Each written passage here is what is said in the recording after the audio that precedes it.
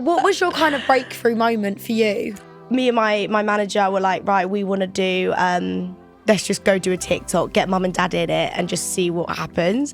And yeah, everyone just went crazy about the song. I think a highlight for me would be just like every time you do a new tour, the venues just get bigger, and I think that's when you really feel like you're making moves and you're really growing, because you just look at all progress, really, isn't it? Exactly. You look at fans, you're like, oh, there's so many new faces in here. Harry Styles follows you on Instagram.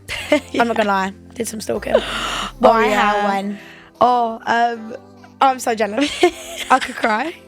Hey guys, welcome back to another season of Amy Charlize's Private Story. This new series is going to be so good because I'm so excited to share even more about my world as I keep you guys up to date with everything that's going on in my life and spill even more tea.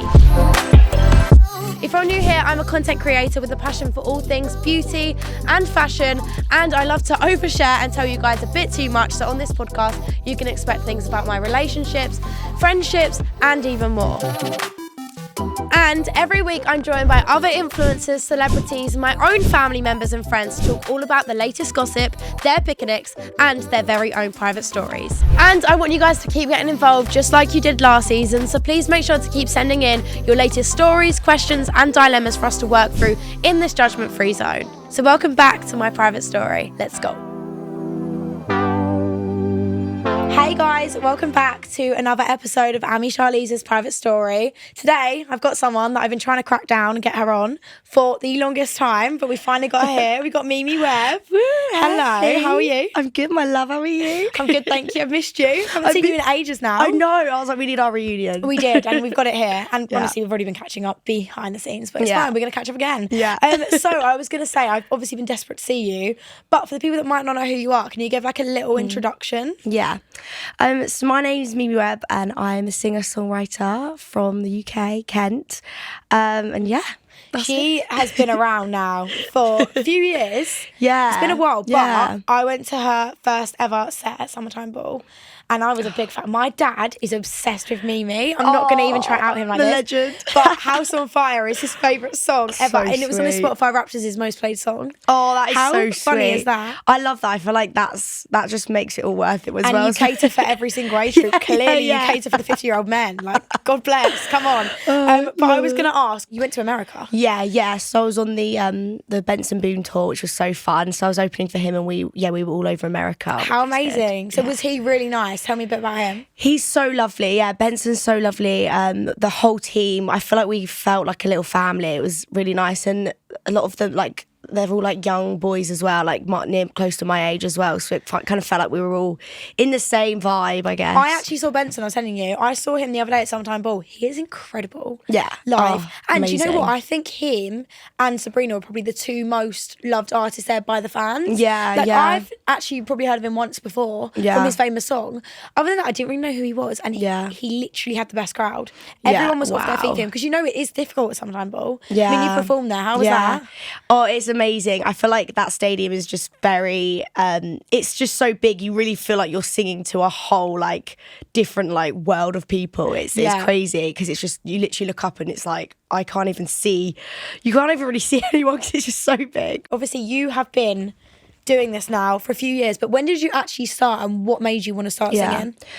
So I like began when I was like 16. I kind of really knew, like made the decision to leave school, did my GCSEs, and I was like, right, I'm going to now go to like a music college, see where it goes, see what happens. But yeah, I just knew, I was like, right, this is the path I want to go down. And I always knew I wanted to be a singer, but I feel like when you're really young, it feels so impossible. Like you have no idea where to start, who to go to. So I ended up at BIM Brighton, and that was so fun because I could like really, like I lived on my own, I lived with a host family, so I was like away from my parents, but in a way that I could like grow and become independent. Yeah, because you moved. How old was you when you moved? 16. 16, so you moved, basically, like, she lived in Kent and then moved to Brighton. Yeah. That's quite far, really. I'd be scared. It was scary at the time. I remember when I look back now, I always used to say to myself, because there'd be days that I would be like, I don't want to, I want to go home, I want to go home. And I remember saying to myself, you have to keep moving up the staircase. Like, I don't like going back down. Like, so I was like, no, I've got to keep moving forward, you know? And I think that's really good because there's so many people that listen to this pod who are younger who are like, oh, I really want to do singing. I don't know where to start. Yeah. So would you recommend going to these schools? Or do you think it's not that deep? Yeah, I think being in the environment with like-minded people is what was really great. Yeah. But I also think it's, I was actually having a conversation with James Bay like the other day, and he went to Bin Brighton. Really? Yeah, and we were talking about it, and I've always been a massive fan of his. Like, his song "Let It Go," I would sing all the time. Yeah. And we were talking about the process of it all, and he was just like, we were both saying that it really is the work you do outside as well. It's going to the open mic nights, performing wherever you can, turning up to record studios, trying to, you know, get some sessions, releasing covers and TikToks and things like that. Obviously back then TikTok wasn't a thing for me, but you know, I did like a YouTube, I did a whole YouTube channel and things like this. So I think it is about just like, kind of feel like every day you're doing something to make it happen, and then once someone finds you and like hears your voice or hears a song they love, then it's just, it goes. And I think it's even more accessible now, wouldn't you say? Like TikTok, YouTube, Instagram, Snap, Reels, everything. There are so many ways to push yourself out there. So 100%. if anyone's listening and they want to do it, like, guys, don't get on give up. it, get on it. Get on it. But what was your kind of breakthrough moment for you? I mean, I remember it, but go on, tell everyone. I think it was, so I remember the pandemic obviously hit, and we were all just very scared, and I was like, oh my gosh, how am I going to be able to get a song out with no fans? Like, no one's gonna be able to, I'm not gonna be able to do shows, like nothing's gonna work. And then I think it was, I wrote a song called Good Without, and dropped that on TikTok. And Guys, then, this song is like, even to this day, I still think about it. Amazing. Oh my God. Sorry, carry on. No, I love you. Carry on. No, and I remember just thinking, because my label were like, we're not going to release this song next. We're going to release Dumb Love. So it was always going to be Dumb Love. Right. Me and my manager were like, right, we want to do Good Without. Let's just go do a TikTok, get mum and dad in it, and just see what happens. So I was like, right, managed to get mum and dad on side, and yeah, everyone just went crazy about the song, and it was so amazing. And when I look back now, obviously I didn't really have anything to do during the day. It would literally just be me getting in the car and filming with my parents, and you started a whole trend. Yeah, I mean, you literally did this whole sitting in the car, showing someone your song. I think I saw about 20 other people who were trying to obviously build as well, do that kind of trend. So yeah, you also set off a trend there. Oh, crazy! Yeah, honestly, it was mad to see the reaction, just like the way it would work. It was just crazy. And even now when I look back, I think I'm like, it was like a bit of a blur, because I was like, there's so much going, like so many people were like doing it as well. But yeah, and then yeah, that was it. So since then, you've obviously released so many more songs, so many good ones. What has been your favourite? Oh, my favourite song, I think House on Fire for me was a big, iconic, amazing time. I remember hearing that live and being like, that's such a good dance, upbeat, fun song. Yeah, I really like House on Fire. I love that one. Even the video, like filming that music video, was just so much fun, because I was playing like a firefighter, a nurse at one point. It was just so fun to be able to dip into different characters. Another question come to my head. I want to know, what are these music videos actually like? And do you think of the ideas and concepts with someone, or does someone do it for you? Yeah, so I basically will kind of say how I want it to be, how I want it to look, like the characteristics of it. I love fun videos as well. I love like really cheeky, funny videos, like making it a bit of a laugh. Yeah. And then I'll work with the director to really create like the characters and the ideas of what we're going to do. Wow. But yeah, it's nice because each video you get to work with a different director, which I love. Yeah. Obviously, you've been doing it for a while now. You've had your ups and your downs, I'm guessing. Yeah. What would you say has been your highlight, and what would you say has been probably the most difficult part of being in the industry? Yeah. Highlight for me, I think a highlight for me would be just like every time you do a new tour, the venues just get bigger, and I think that's when you really feel like you're making moves and you're really growing, because you just look at all the progress, really, isn't it? Exactly. You look at fans, you're like, oh, there's so many new faces in here, and I think that's definitely like the most beautiful part of it, and like lovely vibe. But then I'd say the down part would be, I think it's hard you just have to always just focus on your path. I think it's really easy to compare yourself, which is really sad, because I think that takes away the creativity and the joy of it all, and the passion, you know, because you're just constantly looking and be like, oh, I want to be doing that. But it's not your time yet. That's it. That door just hasn't opened for you yet, and it will one day. You've just got to keep working hard for it. So I think that for me is the down part, and then probably just, I know we've spoken about this before, but in the way of like, I think because it's all so intense and scary, you kind of end up wanting to have someone there to kind of be there for you and love you and all these things. And actually, like, I definitely think the last 6 months I'm very much in this independent place where I'm like, just because it's scary and intense at times, you can also do it yourself. You don't need you don't need to rely on someone. Anyone. Yeah, you should only rely on yourself. So on that topic, you're single. Yeah. Hey, heartbreak anthem, please. No, but with all of like your previous relationships, have you ever had any go online, or was it always quite private? Yeah, I've definitely I have posted definitely who I've been with. Like, I've never. You're quite open, I think, like me. I am. Yeah, we're like, we're very similar. I'm never going to show my next boyfriend. I said this because after my first relationship when I was 12, I'm never going to post them again. Yeah, literally. What do I do when I'm in a relationship? I'm like, I'm such a fan. I love you so much. And then we break up the next week. It's like, why did I do that? That's literally me. Like, I'll be like, that's the love of my life though. Like, come on. Like, my mum would be like, no. And I'm like, no, seriously. Like, this is it. So this picture's cute. It's got to go out there. No, literally. So you write your own songs sometimes, don't you? Was it all of them? Yeah. Wow. Is there any songs of yours? I mean, I'm guessing there is. Your breakup songs about boys. Oh yeah, so many. So they are kind of personal. Yeah, definitely. I think. I definitely think, especially when I'm releasing a song when I'm going through a breakup or something's. I remember I went through a really bad breakup, and I released this song called Goodbye, and it was literally just about to drop, and I was so sad, and I remember it dropped, and that whole I could really, even promoting that song, I could really feel the song and the connection. Because if I was really happy and still with that person, I probably wouldn't be able to connect with the song as much as I did in that moment. Yeah, I feel like it's always nice when you can actually relate to a song. That's why I love, I think, people hate on all these heartbreak anthems, and they say that's what's kind of coming in now. Because I watched a TikTok the other day, and people was like, oh, like when you go to the clubs now, all you get is old songs because there's no new pop. Yeah. I mean, your new song, it's never too late, let's make a mistake. Hey. That is a great song. I want to hear that at festivals this season. But I can't wait to play that is like, you do different genres, but when I listen to like heartbreak songs, I think they're the best because they're so meaningful. Yeah. It's like, I'm not even gonna lie, I sat on FaceTime last night analysing Taylor Swift's lyrics and was like, this part here is actually a metaphor for this. I'm really cringe like that. Like, I really get into the lyrics. No, I love that though. I think that's so special. I think lyrics are, like, even for me, like, even writing my next album, like, I'm really going in and diving in lyrically about so many different things that's happened in my life. And I think that's what people love, the honesty and the openness of, and the vulnerability, and I think, like you said, being able to sit there and feel like you're not alone as well when you read those lyrics, Definitely. Who would you say is your favourite other singer that you kind of look up to as your biggest inspiration? Would you say there's anyone in particular? Because I feel like I always go, obviously my favourite singer is Taylor, but I love so many different artists, so I'm like, I don't know. I've always loved Coldplay. Really? Like, I just love Coldplay. Like, the goosebumps I get when I listen to their music. Okay, I'm going to tell you something. What? I am really scared of the main man in it, and I couldn't tell you why. But since I was 5 years old, I've been petrified of him. What's his name? Chris Martin. Oh my God, he literally gives me the chill. I don't know what it is. I think it was one of their music videos when I was younger, I watched, and I was so scared. Yeah. And I remember I was going up Stratford.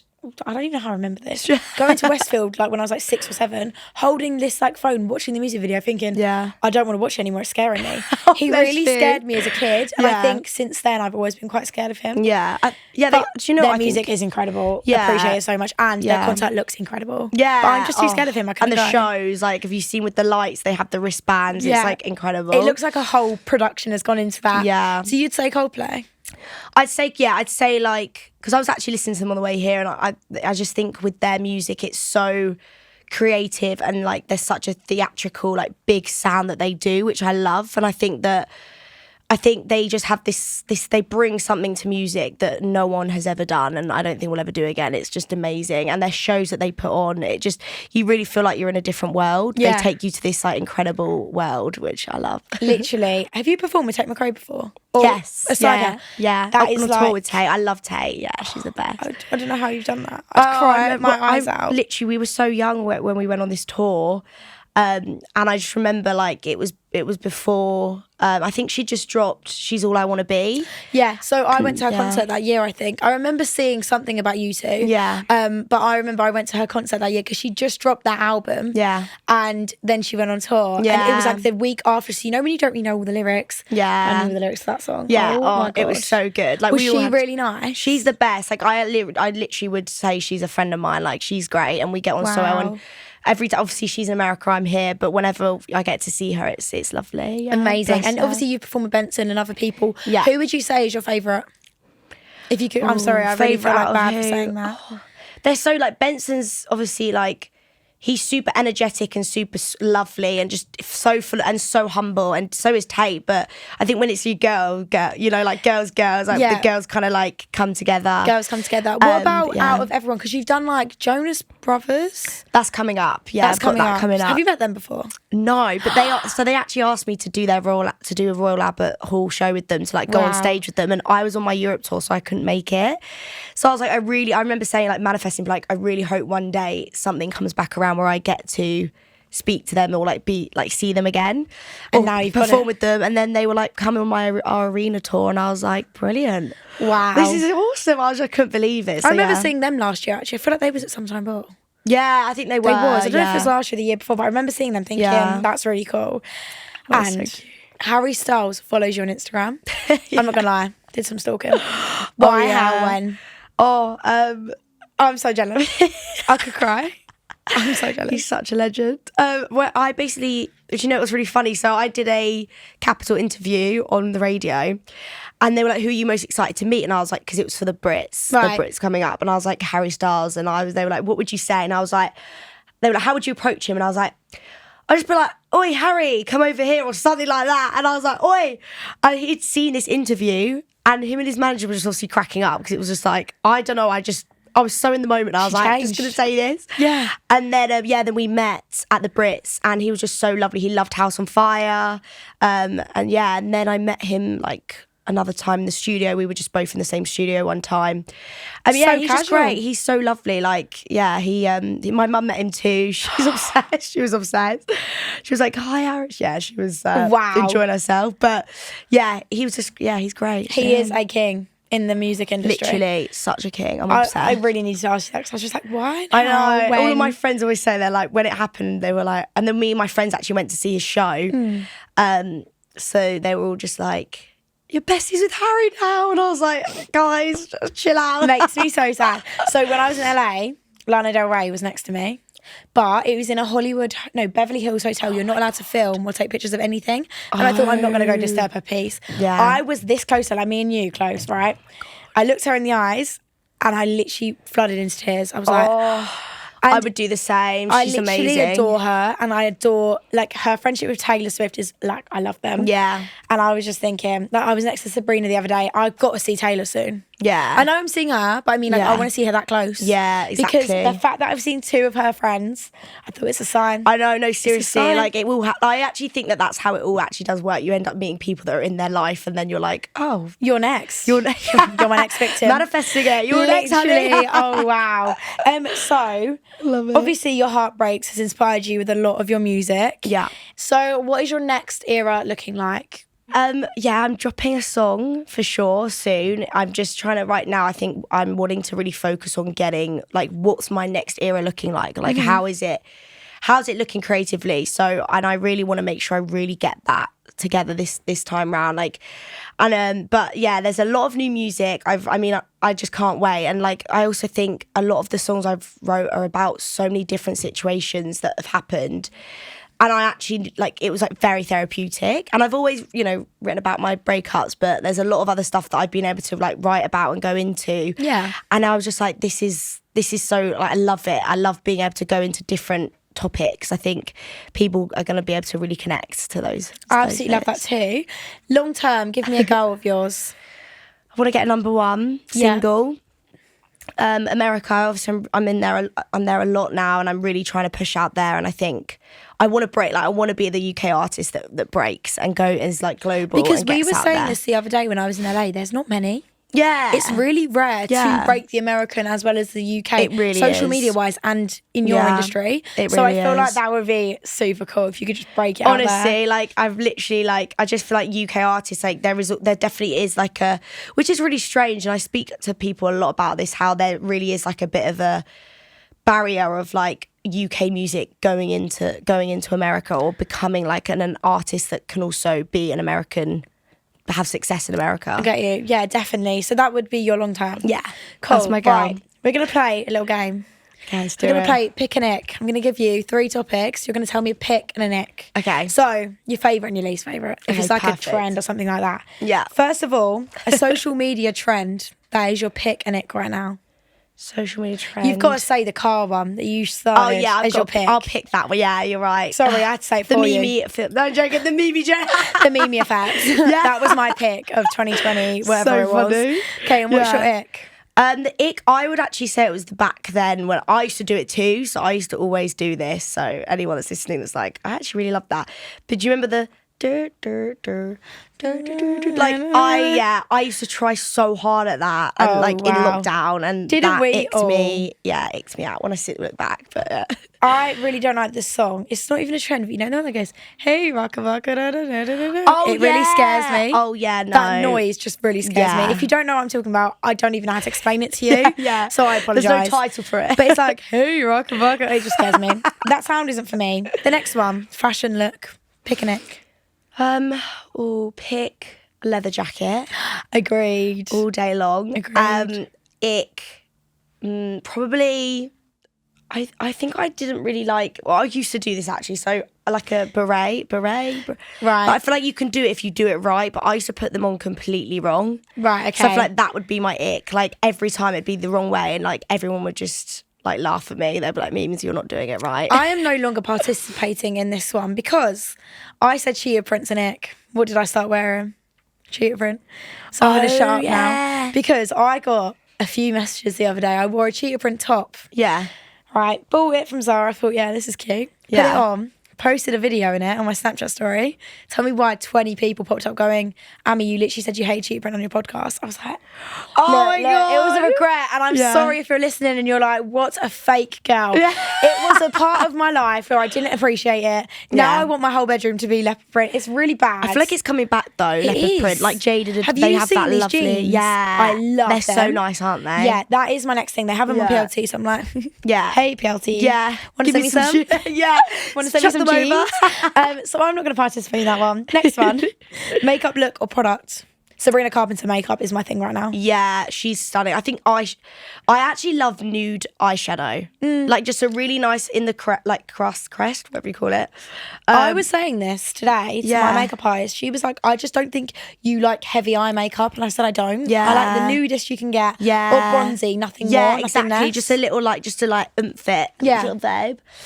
But then I'd say, I don't really know if I don't really like red lipstick. That's probably my ick. That I used to I've love tried it. it. I used to love it, and now I'm like only because it gets all over my Mic. teeth And all mics. over microphone. Oh all my God. I'm And not then if you even want to go gonna kiss talk. someone, like go Yeah. kiss your boyfriend. You know, back in the day when I had one, but like Can't kiss him now. can't get because it red everywhere. God It just damn. would be a nightmare. Yeah, that would be an absolute nightmare. I've never actually thought that. That's But my- when yeah. I'm saying this like I'm even a singer, me going microphone, I did used to sing. And I was Marilyn Monroe once and I had to hold my mic and Oh my God, it you went look all stunning. over my microphone, the red lipstick. So I agree with that one. Yeah. Okay, well, we've got through the pick and X. Yeah. And I've got listener questions. So if you're listening and you want to send in a question, you can at Amy Charlize's private story on Instagram. You can send us questions, DM us, even comment them on TikTok, and we'll go through and we'll pick out questions every week. So, Mimi, I've got 4 for you. Perfect. Someone has asked, what was the biggest issue you faced as a teenager and how did you overcome it? Oh, I love that question. That's really good. That was really good. Yeah, that's And really yeah, good. really good. As a teenager, I think everyone is, I think also a lot of my friends would say this, is actually trying to decide what you actually want to do with your life. I said 16's really young to go to college and know what course you want to take. Yeah, it's scary. And I think, because I remember there definitely was a time even when I was like, I did a year at BIM and it was like, right, where do I want to go next? And I actually do remember thinking, oh my gosh, I'm going to have to stay at, because I was working at Boo Avenue. for Love time. that band. I was there for a while. So I was there like, where am I actually going to go from here? And then I went and worked another shop. So I was doing a lot of like retail. But I think it definitely is the question of like, what do you want to do with your life? But I also think that there's too much pressure around it, and I actually do think you have to just enjoy the moment. And that's so hard because when you are doing your GCSEs and you're at school and you're trying to figure out the kind of people you like and want to be around, because obviously when you're in school as well, you are just having to hang around with the people you're in the class with. You have no option really. Yes. And then once you kind of go into like the real world in a way, you actually then can pick the people you want to be surrounded around. So I think it is just definitely just enjoying this time to be young and have fun, and don't overthink what you're going to do. Like, it will come. Obviously have thought about it, definitely try and stay ahead of it in a way, but not where it's pressurising you too much. Yeah, don't put too much pressure on it. Yeah, let whatever happens be kind of enjoy thing. school. I loved school. I actually had the best time. When me and my friends look back, like, we all just laugh because we all just loved, I just ran around doing exams, and then now we just don't really. There's me. I was like, I couldn't think of anything worse than going back there. It's funny though how some people, like, I remember when I was in school, my mum and dad used to be like, cherish these moments. And I think just don't put pressure on yourself. If you don't enjoy school, you don't enjoy it. If you do, you do. Like, don't ever put too much pressure on it. Yeah. Jess has said, can you tell us about a time when you met a rude influencer or celebrity, and you don't have to say the name, but you might have a funny story? Yeah, I do actually. I met someone and they just had like a really exciting moment go on. Yeah. And I went and offered them a shot to celebrate. Yeah. And this person was like, looked at me and was like, no. And I was like, oh. And I literally just did these 2 shots on my own. That is and so I just remember being like, there was a bit embarrassing. more to it, but I remember just being like, oh, okay. But now every time I see them, because I do see them like now and then, I'm like, hello, right, babes. Wow, that is awkward. How rude. So awkward. I remember thinking, because I obviously wanted to be like, celebrate, oh my gosh. Yeah. So I ended up doing those shots on my own. Bless your heart. At least you got a bit more drunk than her. Yeah, exactly. It's fine. We all win in life. It's a funny story as well. Now I just like laugh about it. I don't take it seriously. I actually had an encounter when I was like 12, and I used to go to meet and greets all the time. I told you before, I used to meet Saffron and Anna and all of them at these like meet and greets, but I went to one and it was Whitsey, which was winter in the city. There was like summer in the city, then winter. Oh. And it was full of TikTokers this year because like none of the YouTubers started going now. Everyone was kind of dying off. So we went Whitsey, and I went up to this one influencer. She was like walking through to get to like a stage, so she wasn't like busy at all. She was just like walking there, strolling like, on her phone, and no one was around. I went up to her and was like, please may I get a picture? She literally looked me up and down and went no, and walked away. Gosh, we both had the nose. Yeah, it's literally a no. Like, why? Why no? No, I'm joking. Obviously, I understand people don't always want to get them. Personally, for me, I can never say no. No, same. Unless like it's a funeral. Yeah. Then I'm not going to take exactly. a picture of Depending you. if you're in an area, in a situation. But I spoke to one of my friends in the industry. I mean, he's so much older than me. I'm friends with his daughter, and he told me that when his granddad, when his father had passed away, he got asked for a picture in the hospital by someone that worked there. Oh my and I God. said I don't think I could take it then, but he actually took the picture because he said I couldn't say no. I felt so bad. But there you go, Jess. Matilda says, do you find it hard to love your body and like your image of yourself? Oh, 100%. I think with this day and age, there's so much pressure on social media. I always say that if I have one day I'll have my kid, and I will be very protective on the social media side. I think there's an element of having the independence, but also there's so much you can do to yourself these days, and I just think it's like so easy to feel like there's always something you can do to fix something. It could be part of your body, your face, lips, anything, you know. And I think it's really important. Like self-love, like is so important, and self-worth. And I feel like once you're really truly in that space, nothing can tear you down. No, literally. And I've learned that like the last few months, I've really like been kind of honing into that and like learning about it and trying to understand it and try and build that for myself. So I really do feel like I definitely have like insecurities and stuff when I'm like, oh, you know, I don't like this, or there's a bit of that flabber out, or like something like that. And I'm like, do you know what? Actually, like, I love the life I create for myself. I love who I'm becoming. I love the lessons I'm learning, the mistakes I'm making, and I'm learning from it. And that's all that matters. Yeah, definitely. I feel that's really important for everyone to hear as well, because, you know, people can kind of get in this state of mind. And like growing up, I've always been so anxious and like worried about how I've looked at school. I used to be like, I can't have my hair up. No, it's ridiculous. Why don't I have my hair up? Do you know what I mean? Why do I care that much? Yeah, and the thing is, completely. I think with like yourself, you look at yourself and think, oh, I look awful. I look so bad. This is wrong with me. This is wrong. Oh, my hair, this, that. No one else is looking at you like you look at yourself. Literally. So that's kind of the mindset I'm in now. It's like, I'm sitting here like, oh my God, my hair's got a blooming like little bit of a straight bit and all the rest of my hair's curly. No one else is noticing that. No, exactly. I think that's really important, that if you are kind of feeling like everyone's looking at you, no one is. No, exactly. Everyone's too self-conscious, unfortunately, Literally. that we're not looking at other people. Yeah. So And I think one's it's really perfect. important. Like, no one's perfect. I think that's the thing as well. Like, I have met some of the most beautiful girls I've ever seen, social media, online, offline. Some of them look so different and some of them look the exact same, but they're all beautiful in their own way. And I like try think of it as like, oh, she's pretty, but I'm also pretty. Because before I used to look at them and be like, you know, I don't know, I'd be like, I wish I looked like her. Yeah, of course. Oh I'm my like, God, I want her hair, I want this, I want that. Now yeah. I look at them and I just respect that they're beautiful and move on with my day, because if not, I do end up just getting in this loophole. But I think also, like, everyone, no one's you. Like, no one is you. Like no one is. You could compare every say single Tasha look. over there. No one is Tasha. Like, Tasha is Tasha. Tasha is Tasha, Mimi's Mimi, It's not Ami's Tasha, but Ami. imagine a random Tasha. Yeah. Like, that is it, you know? Got you. Right, finally. Holly has asked, what are your favourite songs right now? Please, please, please. I love all what Sabrina's doing, and Espresso is just incredible. I love Espresso. Oh, so good. I am in my please, please, please era. Yeah. I'm going through a bit of a getaway car era. Have you heard that song? No. Taylor Swift.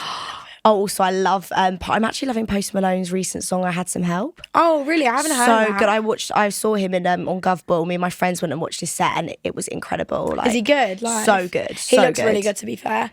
But yeah, I'd say Taylor Swift, Getaway Car. I don't know what it is. It's an older song, but it's just come back in so for me. good. She's so good. Oh, I know. And also, but Daddy, I love him. Have you heard that song? I feel like I'm in love when I listen to it, and I'm my God, not even in so love. good. Or maybe No, I am. No, I'm joking. I'm in love. That was all the questions for the people at home. So guys, like I said, if you do want to ask any, you can at Ami Charlize's private story. But I've got one last question for you. Yeah. Every single episode, I ask someone, what is their private story? Can you give me something that you haven't told anyone? Could be a funny blooper story. Yeah. Could be something that not many people know. Story. Okay, so I'll tell you a story. It just pops in my head because this is like quite a spooky story. Yeah. My friend was had this apartment in Canterbury where I'm from, and we were staying in the apartment, and I don't know, when we went in there, we were like, something doesn't feel right. There was just a really strange energy. You know, when you can feel energies and stuff. I was like, there's something just not right. Yeah. And then we all stayed there that night. And I literally, we just all fell asleep. And all of a sudden, middle of the night, because there was a bit of moonlight coming through too. So I could see the room, but I could see, it was still pitch Dark, black. but yeah, that still kind of some light. And I woke up, my eyes just popped open. I was just and I screamed so loud, and I've never freaked out like that before. No. And when I tell you that, I don't know if this was me dreaming, you know how sleep paralysis and things like that. Yeah. I saw this really strange figure right in front of me. You could see it was definitely a woman. She had hands clawy hands. You could see her split ends to her hair. It was on top of you kind of thing? Literally, I was sitting like this, sleeping like this, literally stood in the middle of the bar, because the bathroom, the door was wide open, the light was from my feet, stood there. I get goosebumps thinking about it. So I was I screamed so loud. Since then, after that, I went back to, but I was something's watching me. Yeah. Went home, put the postcode into the Webb to see what it was. So Canterbury, back in the day, it was a lot of it was a hospital, mental health asylum, hospitals, everything, but it was all split up into different sections in Canterbury. Yeah. This building was part of the asylum. The asylum part of the hospital. So it was, oh my God. So really I was scary. this must be or it's sleep paralysis. I'm like actually freaking out. I would be petrified. That I'm not gonna lie, it's one of my biggest fears. And my nan told me when she dies she's gonna haunt me. I was like, that's really not nice. Yeah. Oh no. Don't tell me that, Nan. She's like, I'm gonna follow you when I'm a ghost. I was like, I don't think I'm gonna know that. everything about you. Yeah, I'd be like, Nan, chill out, bro. What are you doing? Yeah. I want to get dressed. Like what? Literally. That is petrifying because I'm so scared of ghosts. And you know when people do them things where you can like talk to ghosts in like a church? Yeah. That would creep me Right, out. honestly. And like my auntie is a clairvoyant. Really? Yeah, my dad's twin sister's a clairvoyant. So she's not like a clairvoyant. She's like more of like a spiritual medium. Like she could sit down and tell you your past life, or like she'd help people like pass over things like that.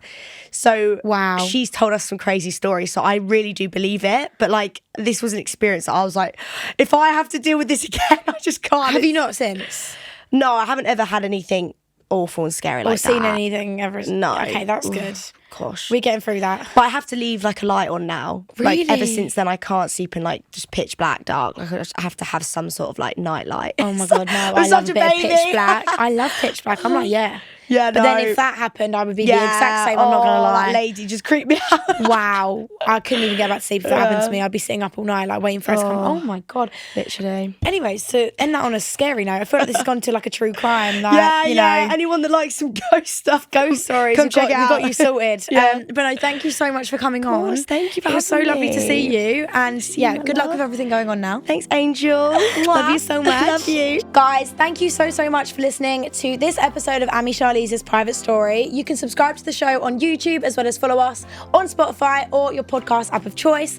And make sure to send us in your questions, stories and dilemmas over on Instagram at Ami Charlize's Private Story. You can also go at me on Snapchat now, which is the same, and also on TikTok. Thanks for watching. Bye.